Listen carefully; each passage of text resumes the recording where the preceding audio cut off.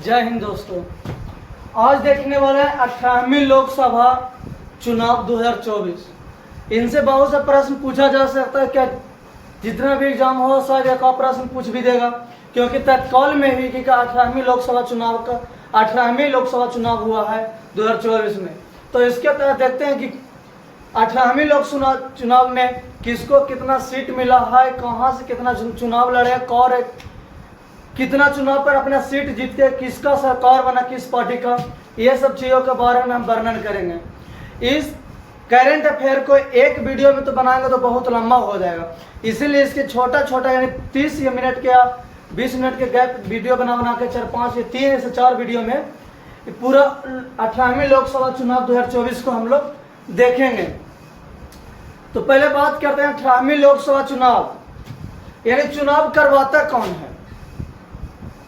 कोई पूछा चुनाव करवाते कौन है, तो चुनाव करवाते निर्वाचन आयोग। निर्वाचन आयोग जो है चुनाव करवाते हैं। तो निर्वाचन आयोग अभी देखा जाए तो वर्तमान समय में भारत के निर्वाचन आयोग कौन है, तो भारत के वर्तमान में अभी निर्वाचन आयोग है श्री राजीव कुमार। श्री राजीव कुमार जो है अभी वर्तमान में भारत के चुनाव आयोग हैं। लेकिन ये राजीव कुमार हैं जो मुख्य चुनाव आयोग हैं, लेकिन इनके 2 अन्य सदस्य पद, इनके अलावा भी 2 अन्य चुनाव आयुक्त होते हैं। जैसे में एक का नाम है सुखविंदर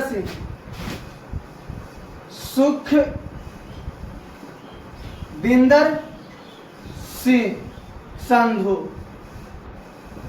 सुखविंदर सिंह संधू मुख्य बोलेगा तो राजीव कुमार, और इसके अन्य 2 और सहयोगी होते हैं।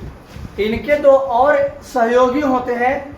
पहला का नाम सुखविंदर सिंह है और दूसरा का नाम श्री ज्ञानेश कुमार। श्री ज्ञानेश कुमार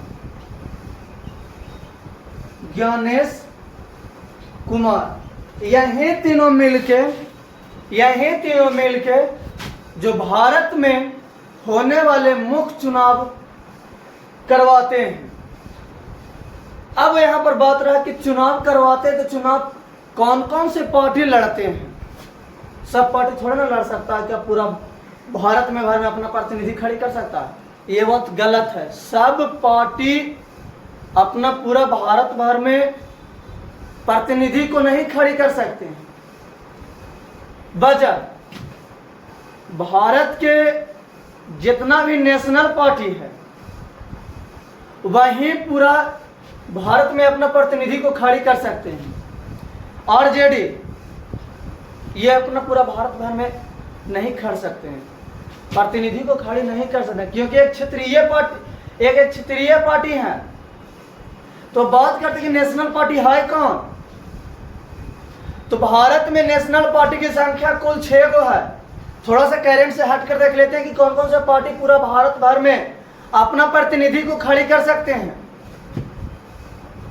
जदयू जनता यूनाइटेड दल, ये पार्टी अपना पूरा भारत भर में नहीं खड़ी कर सकती है, क्योंकि ये नेशनल पार्टी नहीं है। तो नेशनल पार्टी आखिर है कौन, तो नेशनल पार्टी भारत में 6 गो है। अब 6 को देखते हैं कि 6 पार्टी है कौन कौन जो। तो 6 पार्टी में पहला नंबर पर देखते हैं तो भाजपा, दूसरा है कांग्रेस, तीसरा में देख लेते हैं तो बहुजन समाज पार्टी, जिसको हम लोग कहते हैं बासपा,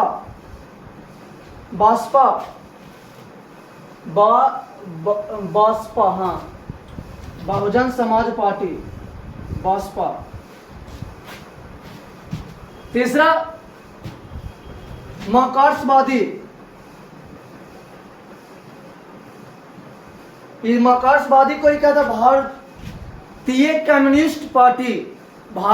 कम्युनिस्ट पार्टी। बासपा को कहा था बहुजन समाज पार्टी।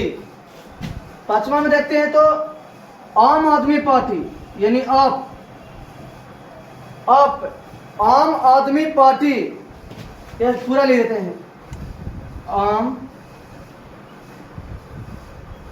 आदमी पार्टी, आम आदमी पार्टी। छठा है नेशनल एनएनपी। छठा जो पार्टी है एनएनपी ले लेते हैं, national people's party, national people's party.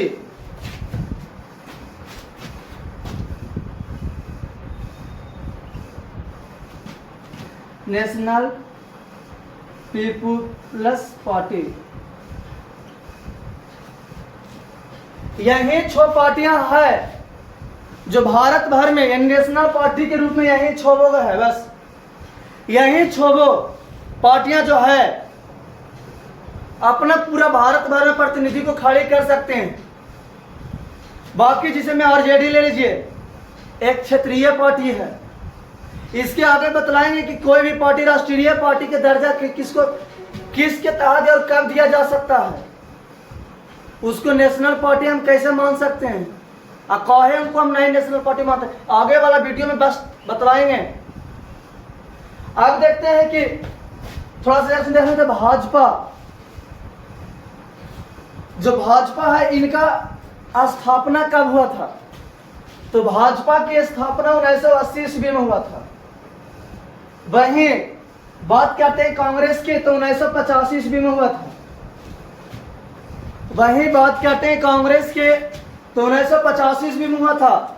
जबकि बसपा की पार्टी को बात करते हैं तो 1984 ईस्वी में इसकी स्थापना हुआ था। बहुजन समाज पार्टी की स्थापना 1984 ईस्वी में हुआ था। वही मार्क्सवादी की पार्टी की बात करते हैं तो इसकी स्थापना 1964 ईस्वी में हुआ था। और आम आदमी पार्टी की स्थापना 2012 में हुआ था। और वही नेशनल पीपुल पार्टी की स्थापना की बात करते हैं तो 2013 में हुआ था। ये हो गया राजनीतिक दल की पार्टियां, ये हो गया उनकी स्थापना वर्ष। अब देख लेते हैं थोड़ा सा कि इन पार्टियों के प्रतीक क्या है। प्रतीक के बारे में थोड़ा सा भी देख लेते हैं। जब आ ही गए तो थोड़ा सा देखने में क्या 2 मिनट के समय लगेगा। तो भाजपा के राष्ट्रीय जो चिन्ह के रूप में दिखाया जाता है वो है कमल। वह क्या चीज है, कमल। जबकि वहीं कांग्रेस की बात करें तो कांग्रेस की पंजा है, पंजा उसकी प्रतीक चिन्ह उसका क्या है, पंजा। जबकि बहुजन समाज पार्टी की बात करें तो इनकी प्रतीक हाथी है। जबकि मार्क्सवादी भारतीय कम्युनिस्ट पार्टी की बात करें तो इनकी प्रतीक है हथौड़ा के रूप में, हंसिया और हथौड़ा, हंसिया और हथौड़ा इस तरह के चिन्ह होते हैं। वहीं आम आदमी की पार्टी की बात करें तो आम आदमी बेरोजगार होकर क्या लगाता है, सड़क पर झाड़ू। इनका प्रतीक हो जाएगा क्या चीज, झाड़ू। अब कोई भी व्यक्ति नेशनल लेवल पर कब पहुंचता है, क्या पढ़कर, किताब। कोई भी व्यक्ति नेशनल लेवल तो क्यों ऐसे दौड़ते से पहुंच जाएगा, उसके लिए उसको पढ़ना पड़ता है। तो पढ़ना पड़ता है क्या चीज, किताब। तो नेशनल पीपुल पार्टी की प्रतीक की क्या चीज है, किताब। ये देख लें राष्ट्रीय पार्टी, ये देख लें इनकी स्थापना, ये देख लें उसकी प्रतीक। यही 6 पार्टियां जो है भारत में चुनाव, पूरा संपूर्ण भारत में चुनाव के लिए अपना प्रतिनिधि को खड़ी कर सकते हैं। अब बात करते हैं कि थोड़ा सा इसके आगे चलने से पहले थोड़ा इन चीजों को याद कर लेते, उसके बाद फिर आगे चलते हैं। जैसे मैं कोई पूछ लिया 18वीं लोकसभा का चुनाव होता है कितने दिनों पर, 5 साल पे। 5 साल पे लोकसभा के चुनाव होते हैं। अब ये चीजों को थोड़ा सा याद कर लेते हैं। पूछ देगा वर्तमान में भारत के निर्वाचन आयोग कौन है, मुख्य निर्वाचन आयोग कौन है? तो राजीव कुमार हो जाएंगे। इनके दो अन्य सहयोगी निर्वाचन आयोग कौन है? तो सुखविंदर सिंह संधू और श्री ज्ञानेश कुमार। श्री ज्ञानेश कुमार। भारत में कुल कितनी राजनीतिक पार्टियां हैं? यह राष्ट्रीय पार्टी है, नेशनल पार्टी कितनी है? 6। कौन कौन है? तो भाजपा, कांग्रेस, बहुजन समाज पार्टी, मार्क्सवादी, आम आदमी पार्टी और नेशनल पीपुल्स पार्टी। भाजपा की स्थापना कब हुआ था? 1980 ईस्वी में। कांग्रेस की स्थापना कब हुआ था? 1985 ईस्वी में। बहुजन समाज पार्टी की स्थापना कब हुआ? तो 1984 ईस्वी में। जबकि मार्क्सवादी पार्टी की स्थापना कब हुआ था? तो 1964 ईस्वी में। आम आदमी पार्टी की स्थापना कब हुआ था? तो 2012 ईस्वी में।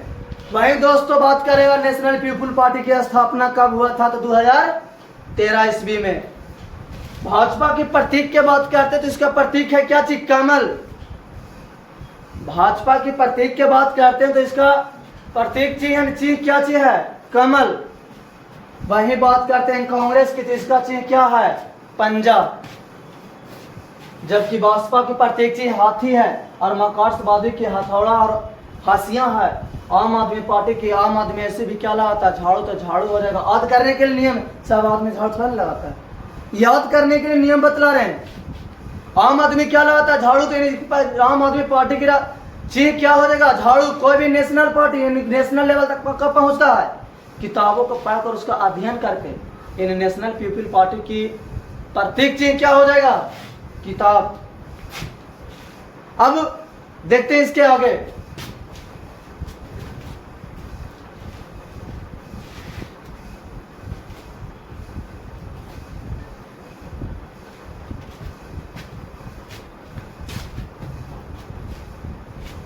अब देखते हैं कि 18वें लोकसभा चुनाव की अधिसूचना जारी कब किया गया। ये उनके हम पार्टियां को देख लिए, उसका चिन्ह देख लिए।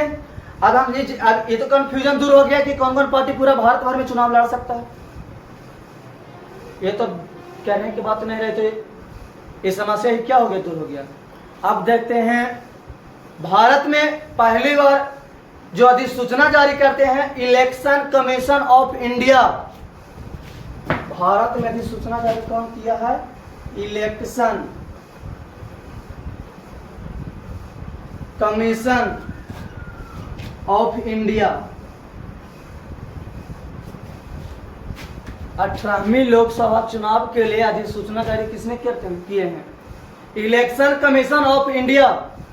कब किए हैं? डेट को हमेशा याद रखिएगा।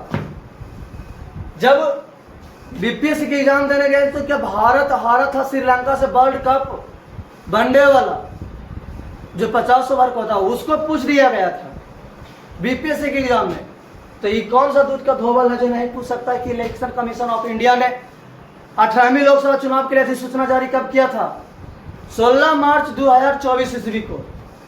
16 मार्च 2024 ईस्वी को इलेक्शन कमीशन ऑफ इंडिया ने अपना अधिसूचना जारी किए थे। 16 मार्च 2024 ईस्वी में इन्होंने बतलाए थे कि भारत में अभी 18वीं लोकसभा का जो चुनाव होगा वो 7 चरणों में होगा। इलेक्शन कमीशन ऑफ इंडिया ने ही बतलाया कि इस बार जो 18वीं लोकसभा का चुनाव होने जा रहा है वो भारत में कितना चरण में संपन्न होगा दोस्तों? तो 7 चरण में संपन्न होगा। यानी पूरा भारत भर में 7 चरणों में चुनाव होगा। ये किसने कहा? इलेक्शन कमीशन ऑफ इंडिया ने। कब अधिसूचना जारी किया था? 16 मार्च 2024 ईस्वी को। ये डेट हमेशा याद रखना। इलेक्शन कमीशन ऑफ इंडिया ने अधिसूचना 18वीं लोकसभा चुनाव को लेकर कब जारी किए थे? 16 मार्च 2024 ईस्वी को। इन्होंने ही बतलाया कि भारत में अभी चुनाव कितना चरणों में होगा? 7 चरणों में होगा। अब देखते हैं कि 7 चरण यानी पहले चरण का चुनाव हुआ कब? तो पहले चरण के चुनाव हुआ था दोस्तों, पहली चरण का जो चुनाव हुआ 19 अप्रैल 2024 को संपन्न हुआ। पहले चरण का जो चुनाव हुआ था 19 अप्रैल 2024 को संपन्न हुआ। ये कितना सीटों पर चुनाव हुआ था? तो 102 सीटों पर हुआ। इसमें टोटल सीट कितना था? 102 सीटों पर चुनाव हुआ था।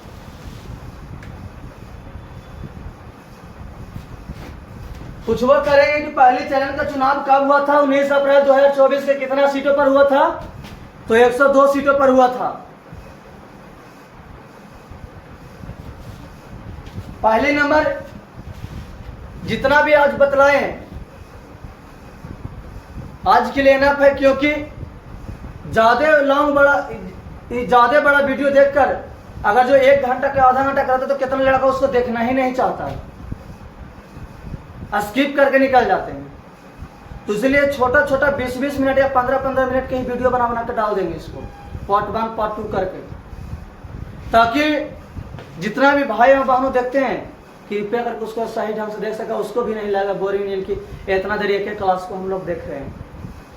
इसलिए आज यहीं पर अंत करते हैं। फिर कल 7 चरण कौन कौन से चरण में चुनाव हुआ तो उसको वर्णन करेंगे।